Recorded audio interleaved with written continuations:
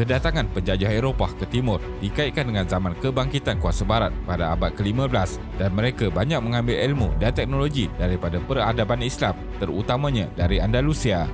Zaman penjelajahan dan penemuan iaitu pelayaran mengelilingi dunia dengan berasaskan slogan 3G, Gold, Glory dan Gospel. Penemuan jalan laut oleh pelaut Portugal lebih awal berbanding pelaut dari Spanyol dan kedua-dua kerajaan Kristian tersebut bersaing antara satu sama lain untuk mendapatkan tanah jajahan yang baru. Usaha untuk menerokai lautan secara tersusun dimulakan oleh putera Henry dari Portugal pada tahun 1418 dengan menghantar kapal-kapal Portugal ke seluruh lautan dunia. Portugis menguasai Goa di India pada tahun 1509 dan menggelarkan diri mereka sebagai Raja Perdagangan Timur. Kemudian, Alfonso de Albuquerque mula menyerang Melaka pada tahun 1509 dan pada 1511, Portugis berjaya menduduki kota Melaka yang bertahan selama 130 tahun. Selepas itu, kedatangan Belanda yang juga musuh Portugis ke Nusantara pada tahun 1596 apabila berjaya memasuki perairan Indonesia serta menubuhkan Syarikat Hindia Timur Belanda pada tahun 1602 untuk memonopoli perdagangan di timur. Pihak Inggeris turut berminat dengan Nusantara dengan bermulanya revolusi perindustrian pada abad ke-18 untuk mengaut kekayaan hasil bumi. Jadi, dalam video kali ini, kita akan melihat perjalanan kedatangan penjajah di rantau Nusantara. Teruskan menonton. Kesan kejatuhan kerajaan Islam di Andalusia. Peranan terbesar Melaka yang mengatasi semua kerajaan lain di Nusantara ialah sebagai pusat penyebaran Islam. Empayar Kesultanan Melayu Melaka adalah sangat kaya dan digelar Venice of the East. Sementara itu di Spanyol, gabungan dua kerajaan Kristian iaitu Ratu Isabella I dari Castile dan Raja Ferdinand II dari Aragon menamatkan era gemilang kerajaan Islam di Andalusia selama 800 tahun dengan penaklukan kota Islam terakhir di Granada pada tahun 1492. Pada masa itu, Spanyol terbahagi kepada 4 kerajaan iaitu Castile yang terbesar, Aragon di bahagian sebelah utara Spanyol sekarang, Granada di sebelah selatan dan Neva di utara. Penyatuan wilayah Castile dan Aragon melalui perkahwinan Ratu Isabella I dan Raja Ferdinand II ini akhirnya melahirkan negara Spanyol di bawah kekuasaan House of Habsburg. Kerajaan Islam di Granada di selatan Spanyol adalah yang terakhir di Andalusia, akhirnya jatuh di tangan Kristian pada 1492. Andalusia sering diangkat sebagai contoh tamadun terhebat yang telah membantu kemajuan di Eropah.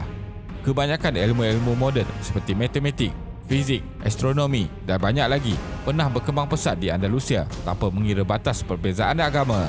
Pada tahun yang sama selepas menawan Granada, Ratu Isabella I telah membiayai pelayaran Christopher Columbus yang menjadi pemangkin kepada perluasan pengaruh Spanyol ke dunia luar meliputi Amerika Selatan sehingga Filipina di Asia Timur dan memulakan persaingan merebut kekayaan di Nusantara. Orang Eropah sanggup menghantar bala tentera mereka dari Belanda dan Inggeris berlayar ke sini demi merampas kekayaan di bumi Nusantara. Cicit Ratu Isabella I iaitu Raja Philip II dari dinasti Habsburg berjaya menakluk musuh utamanya iaitu Portugal pada tahun 1581 Masihi dan menjadi raja untuk Spanyol dan Portugal.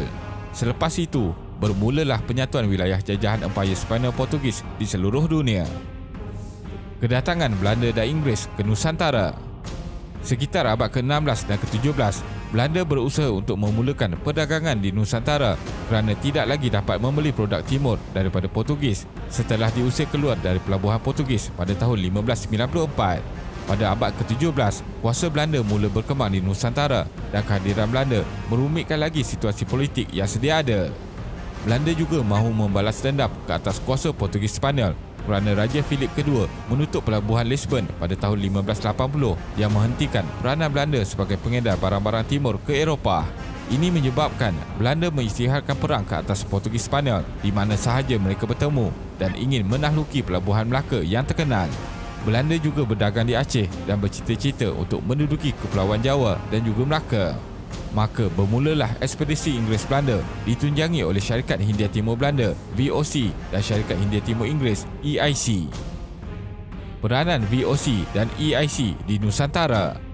Pada peringkat awal penjajahan, kuasa-kuasa barat menggunakan aktiviti perdagangan untuk masuk ke Nusantara. Syarikat Hindia Timur Inggeris EIC dan Syarikat Hindia Timur Belanda VOC bersaing untuk menjalankan serta menguasai perdagangan di rantau ini. VOC ditubuhkan pada tahun 1602 sebagai tindak balas kepada Inggeris yang telah membentuk EIC pada tahun 1600. Kerajaan Britain pada masa itu memutuskan untuk mengumpulkan kekuatan bagi menyediakan peluang perdagangan yang berterusan bagi mengaut keuntungan melalui EIC. Nilai kekayaan syarikat BOC adalah seperti gabungan 20 syarikat moden pada hari ini, iaitu bernilai kira-kira 7.9 trilion US dollar. Para pedagang BOC dan EIC adalah pedagang jarak jauh dari Eropah yang mempunyai hubungan dengan banyak bandar pelabuhan yang mereka kuasai di benua Asia. Mereka mempunyai modal yang besar dibiayai oleh para pemodal dari Eropah. Dengan memiliki kekuatan tersebut, maka keuntungan yang diperolehi dari hasil perdagangan di Asia adalah terjamin. Walaupun pusat pentadbiran terletak di Eropah, mereka mempunyai cawangan penting di timur dan tinggal secara tetap atau sementara, seperti Belanda di Batavia dan Inggeris di Kalkuta, India. Dari Batavia, BOC terus memperluaskan pengaruhnya ke wilayah lain di Indonesia. BOC bertahan hampir 200 tahun sehinggalah berakhir pada 31 Disember 1799. Kesultanan Johor mula menyerang Portugis di Melaka. Runtuhnya Kesultanan Melaka tidak bererti kuasa Melayu telah terhapus dari Nusantara. Kesultanan Johor yang ditubuhkan pada tahun 1528 oleh waris Sultan terakhir Melaka, Sultan Mahmud Shah, telah mewarisi banyak wilayah yang pernah dikuasai Melaka dari Pahang sehinggalah ke Kepulauan Riau. Kedatangan Belanda dianggap sebagai peluang oleh waris Kesultanan Melaka di Johor untuk mengembalikan maruah mereka, walaupun Belanda tidak berhasrat memulakan Melaka kepada Johor. Selain itu, Johor juga mahu Belanda membantu mereka menentang Aceh. Belanda juga berharap dengan terhalaunya Portugis dari Melaka, kedudukan Portugis di Kepulauan Maluku juga dilemahkan kerana kedudukan Portugis di Maluku adalah halangan besar perdagangan Belanda di Kepulauan Indonesia. Satu perjanjian antara Johor diwakili oleh Raja Bongsu dan Belanda diwakili oleh Laksmana Cornelius di atas kapal Belanda pada 17 Mei 1606. Walaupun Pakatan Johor Belanda tewas beberapa kali menentang Portugis di Melaka, akhirnya pada 14 Januari 1641, Melaka bebas dari tangan Portugis.